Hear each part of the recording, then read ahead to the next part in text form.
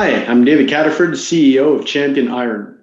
We operate iron ore mine in the north of Quebec, and we produce currently about 8 million tons of the purest material in the world. One of the big advantages of Champion Iron Ore is that we produce one of the lowest CO2 intensity iron ores in the world. We're currently on a path to double our production, which is expected in just a few months. And we've also got a significant amount of resources to continue expanding in the future to allow steel players in the world to continue on their path to decarbonize their business.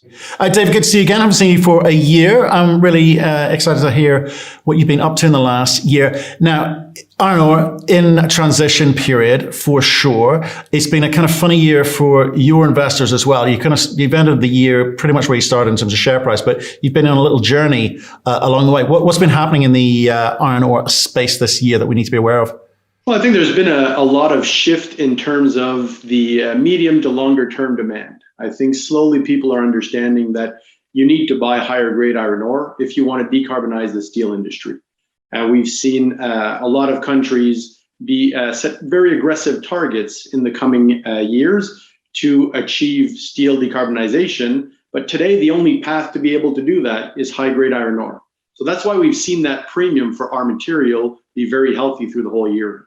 But what else is going to drive that? Because obviously not everyone's got, high grade iron ore. So that's not going to be the only solution available to them. So what are the other topics being discussed out there at the moment? Well, there's a lot of trials in the world. There's a lot of $1 million here, $1 million there for different technologies to be able to help decarbonization. But when you take a step back, every one of those solutions requires a significant amount of power. And if you want to reduce your costs in the future, even if there's a new technology that comes along, you'll still need higher grade iron ore if you want to maintain your costs in the appropriate level. Okay, and I've got to ask, what are the drivers behind this? Because we had COP26 recently. This was a big part of the narrative was decarbonization, net zero, etc. What were the conversations that are happening out of there, or even out of Europe or the US in terms of these infrastructure programs which are driving these initiatives? There's a lot of talks with different steel consumers. So if you look at automakers, there's 11 automakers that signed a pact that they want to have net zero fabrication of cars early 2030s. So to do that, 37% of the CO2 emissions in the in the car making process is associated to steel. So you see that it's not just the actual steel manufacturers that have those targets, but even the people that are using that steel that are going to come with the same solution. And so how are they incentivizing or penalizing people who don't work towards that? And why does that work to your advantage? Well, I think we're still early stages for penalties or significant premiums associated to that. 2030, even if it's tomorrow, there's still quite a lot of time before people really start having to nail down those targets. But even another example being Japan, we talk a lot about Europe and the US, but Japan has 15% of its CO2 emissions of the country associated to steel manufacturing. And they have to reduce by over 30% by 2030. So today, the only known way to do that is by getting higher grade iron ore. Right. But there are going to be other solutions and other technologies coming through, because I noticed, in your newsletter, you talk about, I think the phrase that met coal obviously is potentially seen as a problem, or certainly being labelled as one. New technologies like electric arc furnaces being part of the solution, DRI being part of the solution. So again, how do you kind of fit into that ecosystem today? And what more, needs to be done for you to take advantage of, again, some of those initiatives? So one of the things that we did a few years back was to sort of pick up a lot of resources around our main operations. Today, we hold resources that are about 10 times as much as what we have at Bloom Lake. And Bloom Lake on its own has a 20-year mine life for 16 million tons per year. So we've got enough resources to be able to help the steel manufacturers be able to transition. But you talk about DRI, you talk about electric arc furnaces. The key element for electric arc furnaces is they require either scrap or DRI material. But scrap, there's so much that's available unless we start unbuilding everything that we have. But at some point, there's so much scrap that can be used. And when you try to use more scrap, then you get to lower quality scraps. So to compensate for that, you need higher grade DRI material to be able to compensate that. And today, there's no easy ways to make DRI with low grade material. Will there be in the future? Sure, there's a lot of people working on it, but today there's no solution to do that.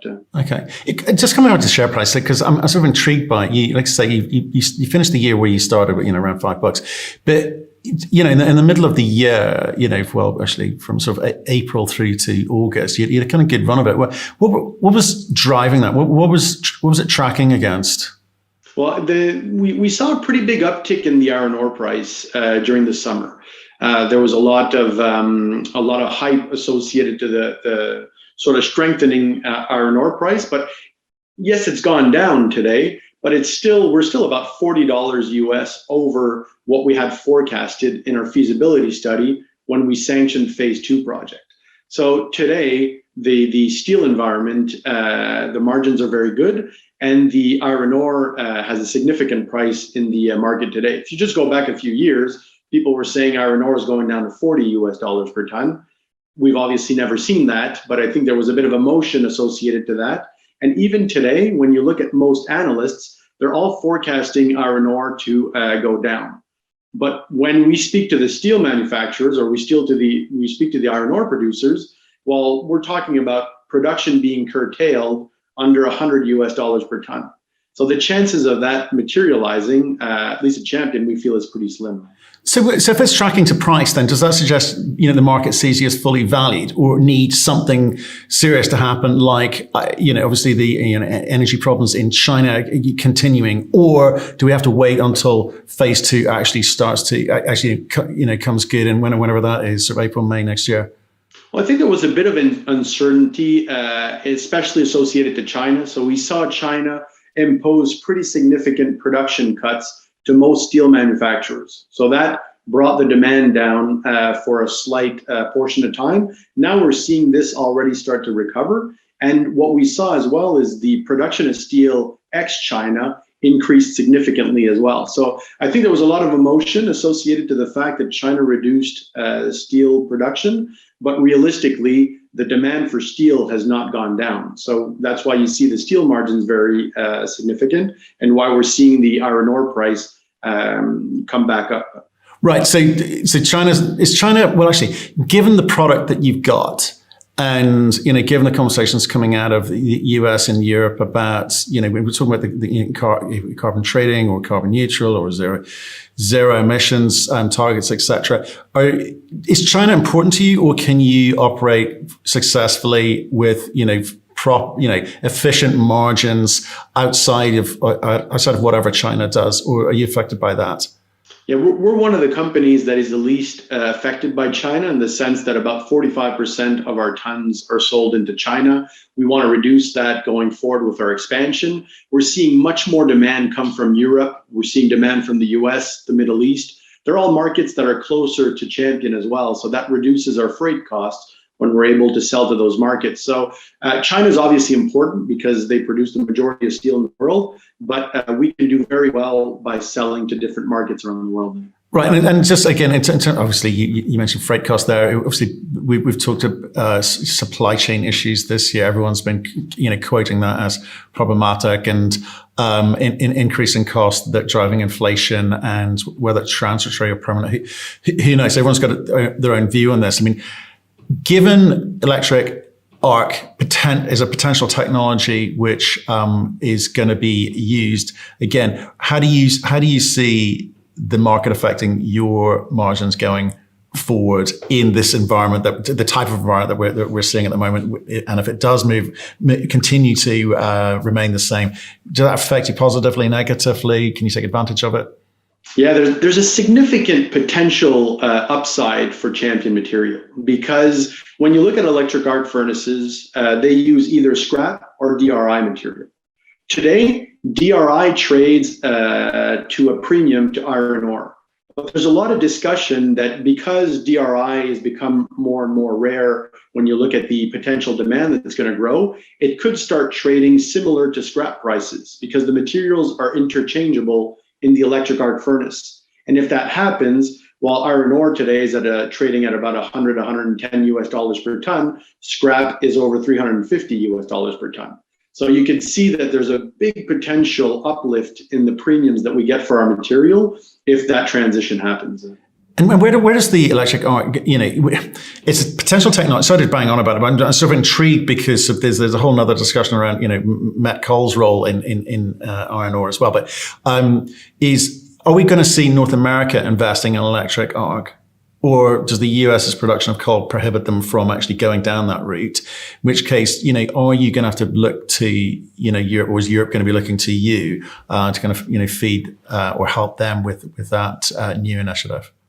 Yeah, so electric arc furnaces today represent probably around 60% of the steel manufacturing in the US and in Europe. So it's a technology that's really well known, that's been used for a while. It was invented at the time to be able to reuse scrap at a cheaper price and to produce sort of lower quality steels, but it's evolved as a technology, and it now can produce high-end steels as well by having high purity scrap and high purity DRI come into the market. So what we're going to see is some electric arc furnaces replace the typical blast furnaces in North America and in Europe. But what we're also seeing is China starting to build more and more of these electric arc furnaces as well. Interesting. Okay, and everyone's like fixated on phase two, and I'm sure you're sick of talking about it. But because you deployed a lot of capital already. You got some more to deploy, and the timing for this is when are we looking for phase two kicking off? Yeah, so phase two, when you take a little step back, and no, I'm not sick of talking about it. It's one of the best value accretion for our shareholders, and management and directors being over 10% shareholders, something we have very high in our heart. But realistically, phase two is a $1.6 billion project, and we're just finalizing it now. Initially, it was supposed to be delivered in July of next year, July 2022. But we've recently announced that the teams did something incredible. During the pandemic, they managed to hit every one of our milestones ahead of schedule. So we should be able to deliver the project in April of 2022. April 2022. Okay, fine. And cash-wise, you got what is it, 183 million of cash, and you got, what have you got? 200 million or so to deploy, yet to deploy on that project. So you're good for cash, plus you've got a credit facility of whatever it is, 470 million. So money-wise, there's no barriers to you actually delivering to that by the sounds of it, right? No, it's there's no. Right. Correct. And on all of the riskier elements associated to phase two are behind us now. So now we need to finish the piping, the electrical work. We need also to start commissioning the parts. So it's a more straightforward path to commissioning. And it's pretty incredible when you take a look at Champion, because we've been operating for 3 years. We're going to have over $4.5 billion of infrastructure sunk in the ground, and we'll be in a net cash positive situation once phase two is up and running. So we'll be producing over 15 million tons of the highest grade iron ore in the world. Right, which is great. And like I say, you talk a lot about that, and you're well down the track to delivering that, and that's fantastic. The bit I'm interested in is, because you've been so focused on that kind of the OpEx component, there is the market. Obviously, you've talked about what it's been doing this year and what you think potentially the road looks like ahead, but have you looked at how do you further optimize your margins? Because you've got high grade stuff. There's lots of low grade producers. There's some blending potential in there. Do you get to charge a premium for that? Do you buy? Do you sell? I mean, how do you operate in the market given the product that you've got? Yeah, we always try to be one step ahead of the curve. So what we see is that DRI market grow more and more. And to be able to tap into that market and get the full margin, we actually need to increase our concentrate from our current 66% iron and bring it up to 69%. So what we've done is we've demonstrated this in the lab. We've demonstrated it in with a pilot plant. And now we're doing a feasibility study to be able to do a full 8 million ton per year plant to bring our material from 66 to 69%. So that's not incremental tons, but it's taking 8 of our 15 million tons and upgrading them from 66 to 69. In today's market, we're seeing margins of an extra $20 per ton for this higher grade material compared to what we're getting today. But our view is that that's going to continue expanding in the future. Right. So that's the optimal way of maximizing your returns. Okay. So phase 2 happens. Come April, you start producing. What's the ramp up period? Because you talk about doubling production. Is that going to happen over a 6 months, 12-month period? Yeah, we've penciled in about 6 months in our feasibility study. So okay, fine. And then what happens?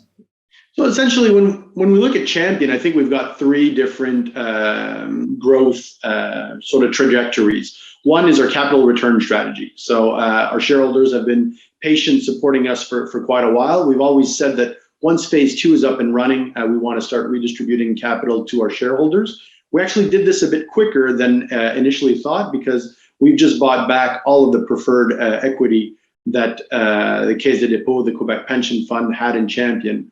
So since we last spoke, we bought back that $185 million preferred equity from the case. So that was the first step in our capital return strategy. And then the next step, we're looking into a potential dividend policy to be able to implement, I'd say sooner than later. So that would be one stream of capital that would be allocated to be returned to the shareholders. So then there's the... Oh, go ahead. No, I was going to say, what do you think I need to believe as a potential investor walking into this thing? Because obviously, if I look at that preferred equity buyback, 185 million, but it didn't do too much to the share price, right?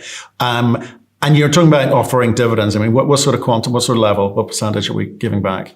Well, that's being evaluated right now, and we're going to go to our board fairly shortly on that, but we'll be able to come back to the market to discuss. But I think you still have to see Champion as a growth story. So we're going to give back a portion of capital towards to our shareholders, but we also want to keep growing because we've got significant resources in the right space, and we want to increase the value of our product as well. So everything that is more the flotation plant that we're looking at, we're talking about a capex in the order of magnitude of $300 million US. That would allow us to have 8 million tons at a significant premium. So those are the kind of capex projects that we would like to tackle on our own.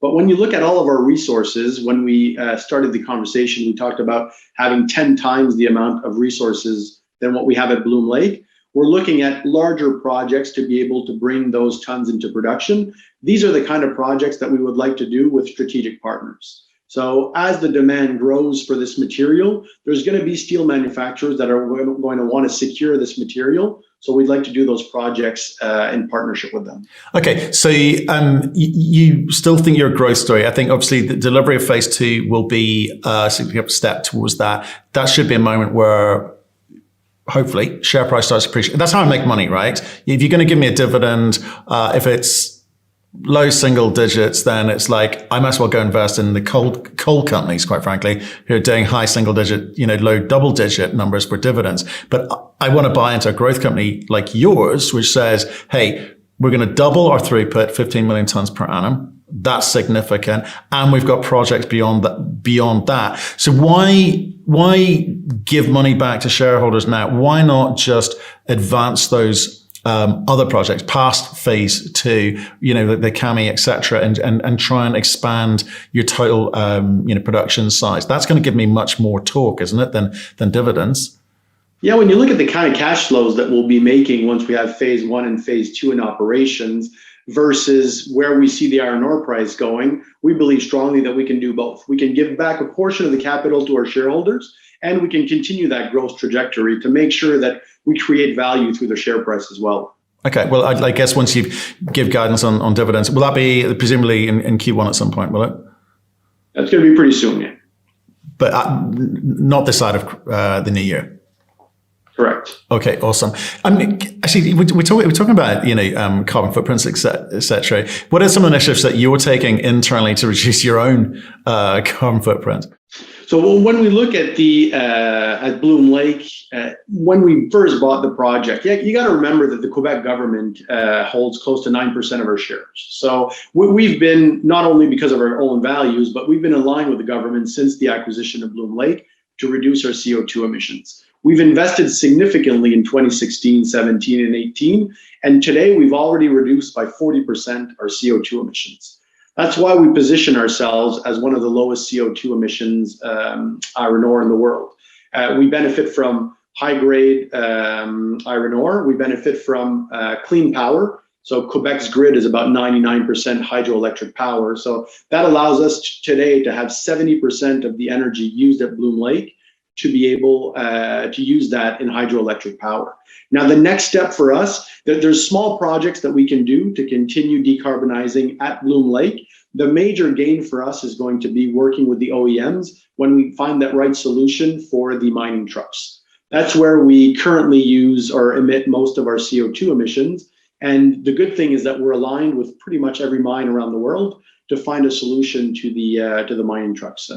Okay, and with regards to the future, sorry to come back to that. I segued away from it too quickly, which is, what do you think the potential is? You talk 10 times. 10 times what precisely?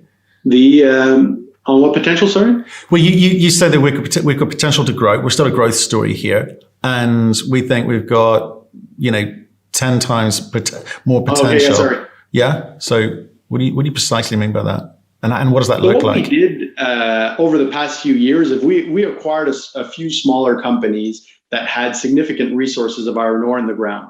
So if you look at Bloom Lake being our sort of epicenter, and you trace a 60 kilometer sort of radius around us, we hold close to about 8 billion tons of high-grade resources in the ground. And Bloom Lake, our current reserves, is about 800 million tons. So that's why we say we've got about 10 times the amount of resources in the ground around our project that we own 100%. So it's not joint ventures, it's not earn-ins. This is all resources that we own 100% with Champion. Right, and this is a 43101 standard resource. There's some that are 43101, like we just acquired the Kami project this year.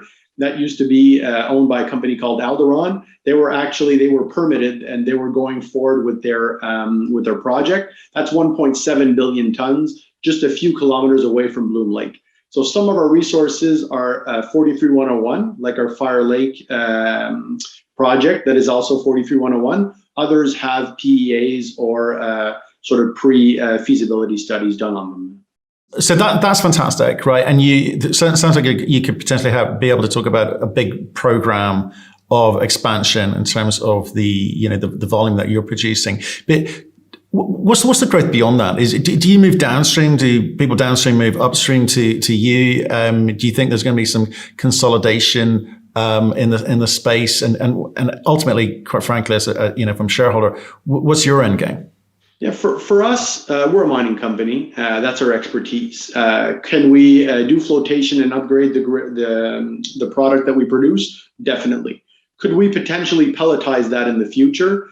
Definitely. But going beyond that, I think would be done more in partnerships, because there's a different expertise between mining iron ore and being able to actually get into the steel manufacturing business. So we feel that our shareholders will get more value by us getting the mining right, continuing on our path of having great operational results and also great CapEx results in the delivery of our projects, and then continue bringing projects online in partnership with the right steel makers. Okay, that's interesting. So no blending. You're going to opt. Okay, understood.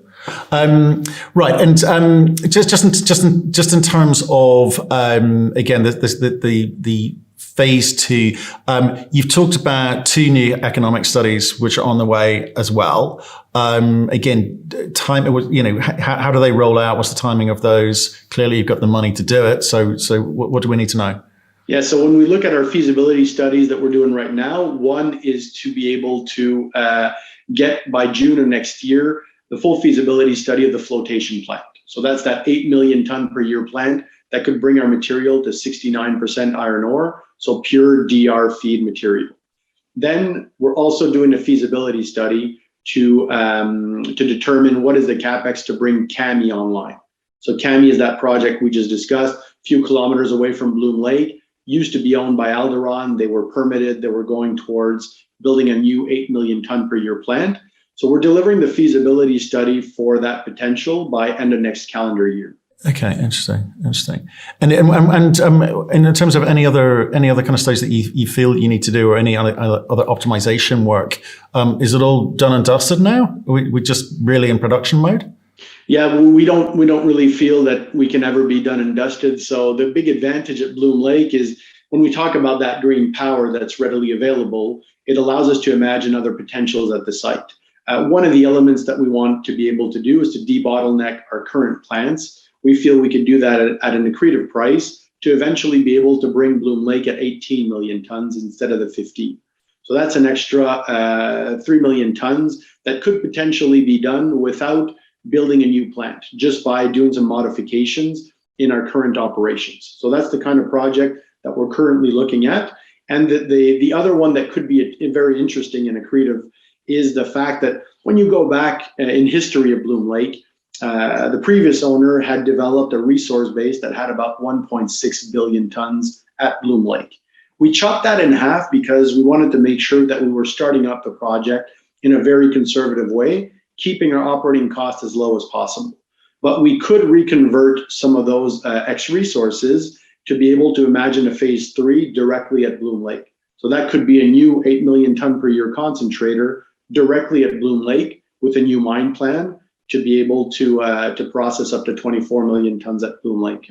So it's an interesting one. Actually, we've seen a few stories in the market recently about where feasibility studies and expenditure don't quite match up. You've obviously are ahead of expectation, or you set yourself a timeline that you felt comfortable with, and are meeting that next April, hopefully. Were there any sort of bumps along the road? Any learnings outside of feasibility studies? Because sometimes things don't always go according to plan, do they?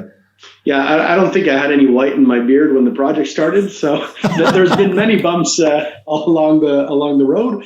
But realistically, I think what's important is to have the right teams and the right partners. And we've managed to work through those. We were very innovative. There was some elements that we had to sort of reorient what we wanted to do, change a little bit the purchasing stream to make sure that the material actually gets to Bloom Lake. But the good thing is that I think we've created a very good relationship with our partners, and they've always delivered when we wanted to do those changes. So that allows us during a pandemic, during one of the most difficult times to get material in and out of Canada, well, we managed to deliver a project 3 months ahead of schedule. I wouldn't feel too bad, Michael. I interviewed one guy last year who'd been 25 years trying to get his project up and running.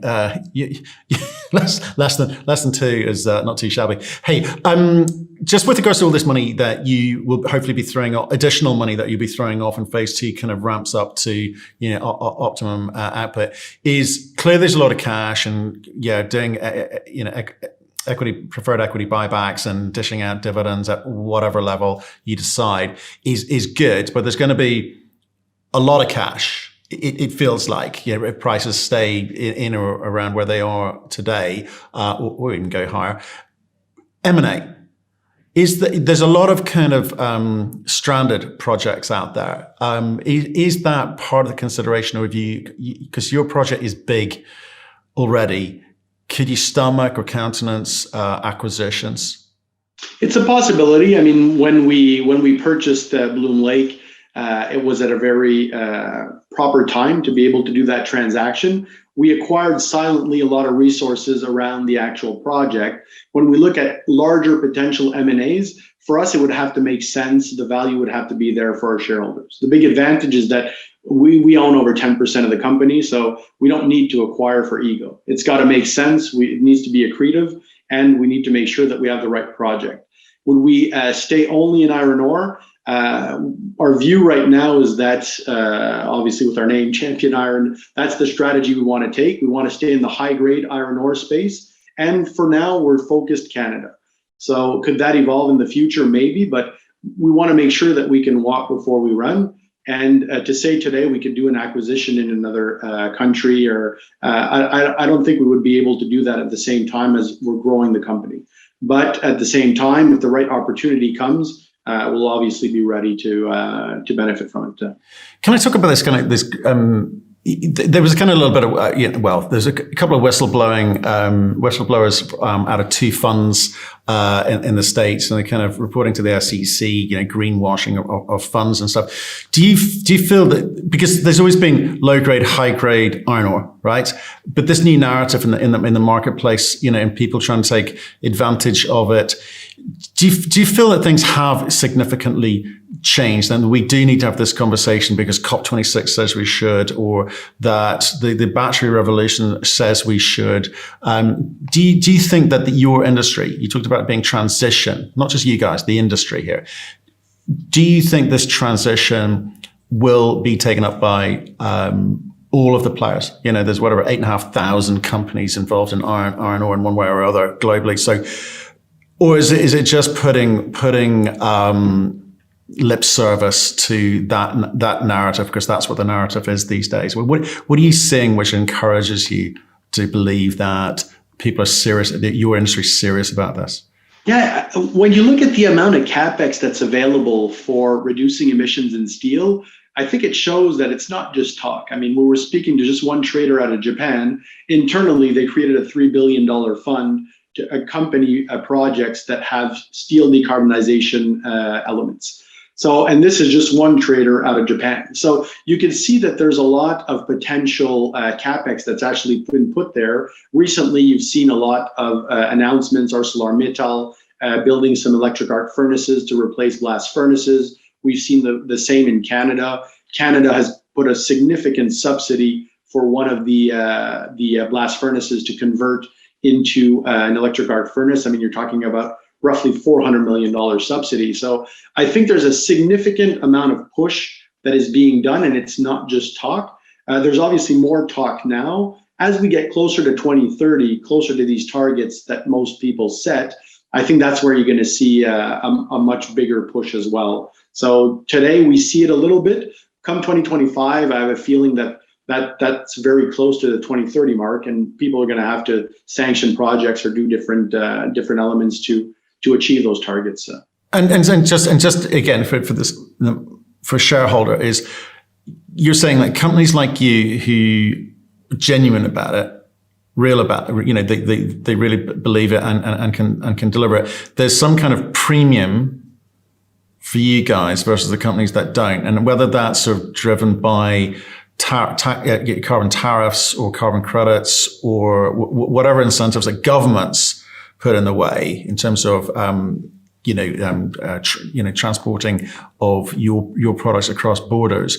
You think that you can benefit from that by setting yourselves up today? Yeah, definitely. I mean, just today, we actually receive carbon credits. We're one of the only mining companies I know that receives carbon credits because we've invested so much to make sure that we have the lowest CO2 intensity per ton of iron ore. Then when you look at sort of regulations that are coming into Europe, they're actually starting to talk about you're going to have to pay a tax for the embedded CO2 emissions in the raw material that you import.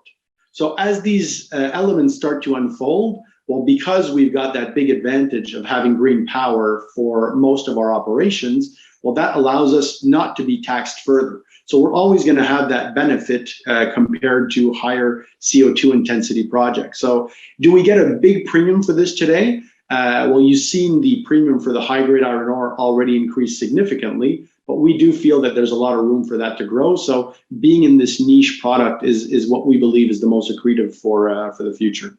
It'll be interesting to see, because I think if you look at the nickel sector, they've kind of innovated with regards to things like sequestration, and they're starting to look at things differently. And I don't know how much of that is real and how much of it is repackaging of what was already the case. It'll be interesting to see how your industry starts to embrace this and start to take it seriously as you guys have. So, David, appreciate your time today. I don't want to take up too much of your time, but stay in touch. Let us know how you get on with some of these developments. And obviously, as you work towards April, it'd be great to see you, before then, or maybe even then for the great announcement itself. Appreciate your time. Thank you.